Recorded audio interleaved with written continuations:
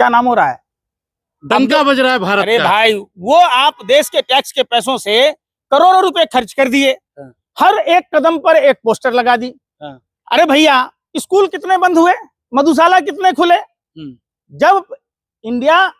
जब स्कूल बंद नहीं होगा इंडिया में, जब शिक्षित होगा इंडिया, तभी ना आगे बढ़ेगा इंडिया।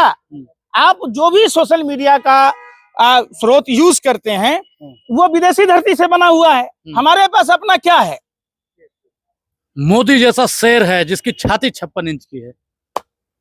भैया नहीं चाहिए ऐसा प्रधानमंत्री।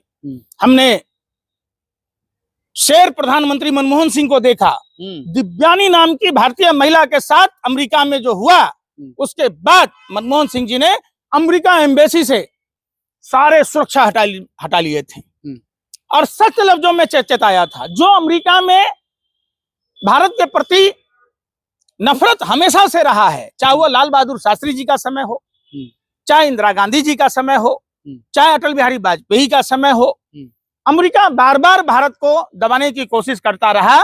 लेकिन भारत के ये ऐसे प्रधानमंत्री थे जिन्होंने अमेरिका की परवाह न करते हुए अमेरिका को आंख में आंख मिलाकर पाकिस्तान के 2 टुकड़े कर दिए, अमेरिका का सड़ा हुआ गेहूं लेने से बंद कर दिया, परमाणु परीक्षण हुए, कारगिल युद्ध हुआ। सोचिए, लेकिन आज क्या है? नरेंद्र, हाँ जी साहब सरेंडर, सीधा नतमस्तक लौट जाते हैं ट्रंप के चरणों में। जब भारतीयों के पैर में सिक्कर लगाकर भेजती है भारत सरकार यानी मोदी सरकार, ये मोदी जी एक शब्द नहीं बोल सकते हैं, हेलो माय डियर ट्रम्प, हम अपना वायुसेना का फ्लाइट भेज रहे हैं, हम अपने भारतीयों को सम्मान लाएंगे। क्यों नहीं बोले? क्योंकि ये अमेरिका से ट्रेड डील, ऐसी कौन सी मजबूरी थी? अमेरिका से ट्रेड डील करके आप क्या हासिल कर लेंगे? आपको अमेरिका के ट्रेड डील से आज से तो नहीं चाह रहा था अमेरिका। अमेरिका ने देखा कि एक कमजोर प्रधानमंत्री, एक पिट्ठू प्रधानमंत्री हमने भारत में बनवाया है। अमेरिका के फंडिंग से मनमोहन सिंह सरकार के खिलाफ आंदोलन हुए और इसका नतीजा हुआ भारतीय जनता पार्टी की सरकार आई। अमेरिका वो फंड भारत में वोट बनाने के नाम पर क्यों खर्च करेगा? क्या मतलब है अमेरिका का? अमेरिका का भारत से क्या लेना देना? आप समझो, अपने मुंह में लाली या पहुना के मुंह में छाली, 500 बिलियन डॉलर जो है खर्च करेगा भारत अमेरिका में, क्यों करेगा? हम अपने कृषि उत्पादों को बढ़ाते, हम अपने मैन्युफैक्चरिंग हब को बढ़ावा देते, हम यहाँ के जो व्यापारिक भाई हैं उनके लिए सोचते। आज क्या है? आज मोदी है। मोदी है तभी तो दिक्कत है। ये करेंसी कोई कागज का टुकड़ा नहीं है, ये भारत की साख है। और जिस देश में साख गिरता है तो प्रधानमंत्री की साख गिरती है। ये बात सुषमा स्वराज खुद देश के प्रधानमंत्री कहते थे। क्या कारण है भाइयों एवं बहनों? हम नेपाल का पैसा नहीं गिरता है, श्रीलंका। अरे भाई अब क्या हो गया डॉक्टर साहब? आप तो डॉक्टर थे ना इन चीजों के, आपको तो पता था ना कि डॉलर क्यों गिर रहा है, क्या कारण है? आप बताओ, अब क्या हो गया आपको? सांप सूंघ गया? आप गूंगे बहरे हो गए? आज रुपया क्यों गिर रहा है? प्रधानमंत्री जी, जब आपको पता था आज देश में आतंकवादी घटनाएं क्यों हो रही है, जब आपको पता था कि समस्या सरहद पर नहीं, समस्या दिल्ली में है, दिल्ली में आप बैठे हैं, सरहद की सुरक्षा आपके ही लोग कर रहे हैं। लेकिन मुसलमानों की चूड़ी तो टाइट की जा रही है, हिंदू राष्ट्र बनाने की पहल तो की जा रही है। अच्छा, आप पत्रकार हैं कि भाजपा IT सेल के दलाल हैं? ईमानदारी बताइएगा, महंगाई बढ़ने से हिंदुओं की चूड़ी टाइट हुई कि मुसलमानों की हुई? मुसलमान भारत में कितना है आप बताओ? आप बताओ, नकली दवाई से, काइसन फार्मा से, कोडिन कफ सिरप से हिंदू बच्चे नहीं मरे क्या?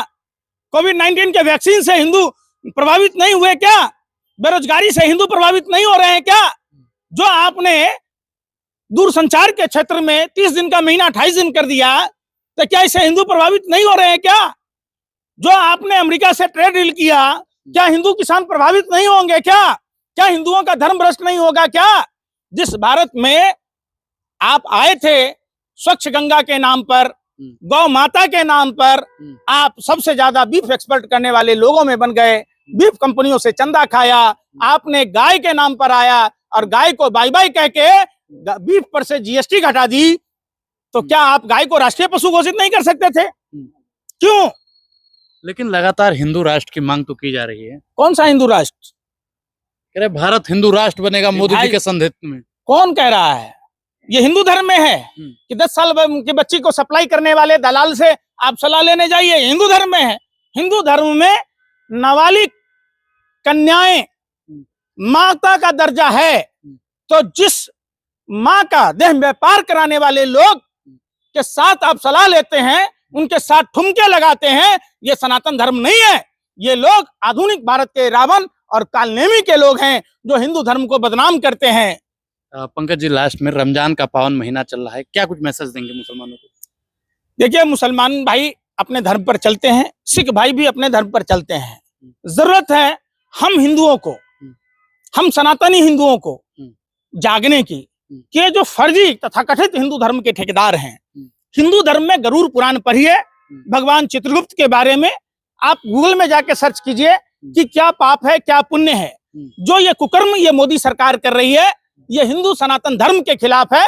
और हिंदू सनातन धर्म में इसीलिए कहा गया है, धर्म मतलब अच्छाई की जय हो, अधर्म मतलब बुराई का नाश हो, प्राणियों में सद्भावना हो, विश्व का कल्याण हो। इसके लिए आपको गरुड़ पुराण पढ़ना जरूरी है, भगवान चित्रगुप्त के बारे में जानना जरूरी है। और जब भी कोई भाजपा का नेता दिखे, आप उनको भगवान चित्रगुप्त की तस्वीर दिखाइए, गरुड़ पुराण का वो दिखाइए, जिससे कि मोक्ष मिले। इन भाजपाइयों को मोक्ष नहीं मिलेगा।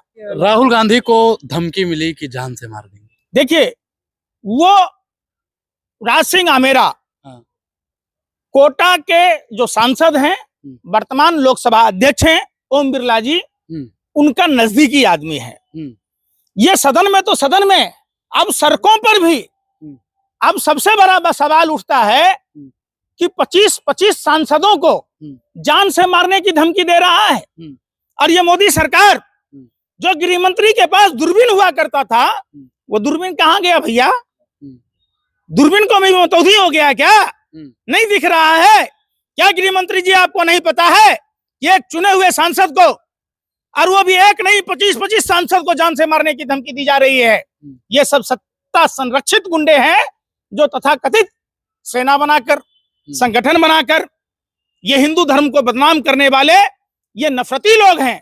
आपने महाभारत देखी होगी, अर्जुन के पास में चक्रव्यूह का ज्ञान था, तो उन्होंने अभिमन्यु की माता को चक्रव्यूह का ज्ञान दिया। ये लोग गोडसे हैं, इनके पिता, ये गोडसे की नाजायज औलादे हैं, जिनको ये हत्या, हिंसा, नफरत ही दिखता है।